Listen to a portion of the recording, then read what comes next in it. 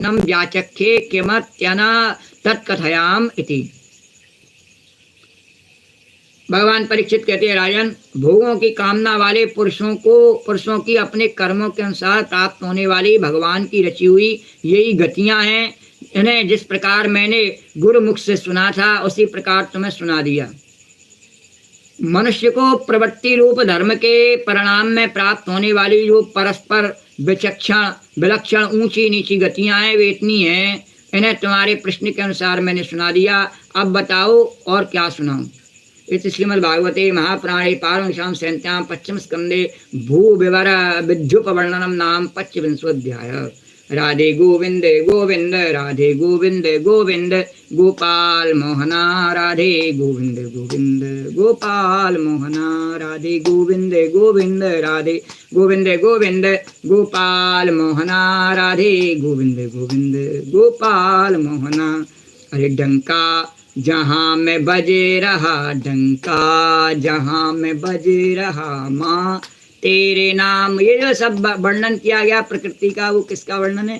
वो जगत जननी मैया का वर्णन है। कितने रूपों में, अनेकों रूपों में मैया रहती हैं और तरह तरह के लोग बने हुए हैं, तरह तरह के आवास बने हुए हैं जहाँ तरह तरह के जीव वहाँ निवास करते हैं। तो डंका जहाँ मैं बजे रहा, डंका जहाँ मैं बजे रहा, माँ तेरे नाम का। डंका जहाँ मैं बजे रहा, डंका जहाँ मैं बजे रहा, माँ तेरे नाम का। डंका जहाँ मैं बजे रहा, डंका जहाँ मैं बजे रहा, माँ तेरे नाम का। सिक्का जहाँ मैं चल रहा, सिक्का जहाँ मैं चल रहा, माँ तेरे नाम का। सिक्का जहाँ मैं चल रहा, माँ तेरे नाम का। जय माता की, जय मैया की, जय माता की, जय मैया की, जय माता की, जय मैया की। बोलो जगत जननी जानकी मैया की जय। बोलो जगत जननी अन्नपूर्णा पार्वती मैया की जय। बोलो जगत जननी काली मैया की जय। श्याम सुंदर यमुना मैया की जय। जय जय श्री राधे। इससे आगे की कथा 26वें अध्याय में वर्णन करी गई है। अतः 26वां अध्याय नरकों की विभिन्न गतियों का वर्णन। राजोवाच मार्सा एतद वैचित्रम लोकस्य कथमिति। राजा परीक्षित ने पूछा, महर्षि, लोगों को जो ये ऊंची नीची गतियां प्राप्त होती हैं, आपने जो बताई, कोई पाताल में, कोई आकाश में, कोई स्वर्ग में, कोई सत्यलोक में है, कोई ध्रुवलोक में है, तो ये इतनी गतियां आपने बताई, इनमें उनमें इतनी विविधता क्यों है? ये सब अलग अलग जगह क्यों हुए? ऐसी विविधता इसमें कैसे आई? ऋषिर्वाच, श्री सुखदेव जी कहते हैं, त्रिगुणात्वात् कर्तु श्रद्धया कर्म गतया पृथक विधा सर्वा एवा सर्वस्या तारतम्येन भवन्ति।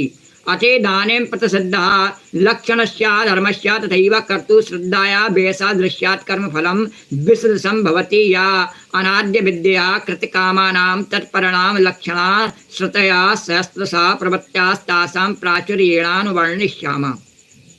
श्री सुखदेव जी ने कहा, राजन, कर्म करने वाले पुरुष 3 प्रकार के कर्म करते हैं। तो वो 3 प्रकार के होते हैं, सात्विक, राजस और तामस। 3 प्रकार के होते हैं तथा उनकी श्रद्धाओं में भी भेद रहता है। उनकी श्रद्धा, भगवान ने सब कर्म भी, श्रद्धा भी 3 प्रकार की गीता में बताई। श्रद्धाओं में भेद रहता है। इस प्रकार स्वभाव और श्रद्धा के भेद से उनके स्वभाव में भी भेद होता है। 3 प्रकार के स्वभाव होते हैं।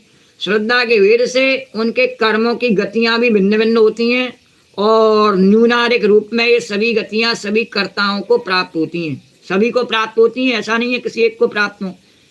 उचित उचित समय पर सबको सब प्रकार से गतियां प्राप्त होती रहती हैं। इसी प्रकार निषिद्ध कर्म रूप पाप करने वालों को भी उनकी श्रद्धा की असमानता के कारण समान फल नहीं मिलता। उनकी श्रद्धा उतनी होती नहीं, इसलिए कर्म चाहे वो एक ही करते हैं, बहुत से लोग एक ही कर्म को बहुत सारे लोग करते हैं, पर सबको फल एक सा नहीं मिलता है। क्यों?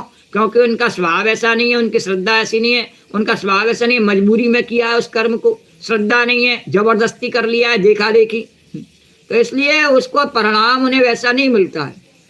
अतः अनादि अविद्या के वशीभूत होकर कामना पूर्वक किए हुए निषिद्ध कर्मों के परिणाम से जो हजारों तरह की नार की गतियां होती हैं, उनका विस्तार से वर्णन करेंगे।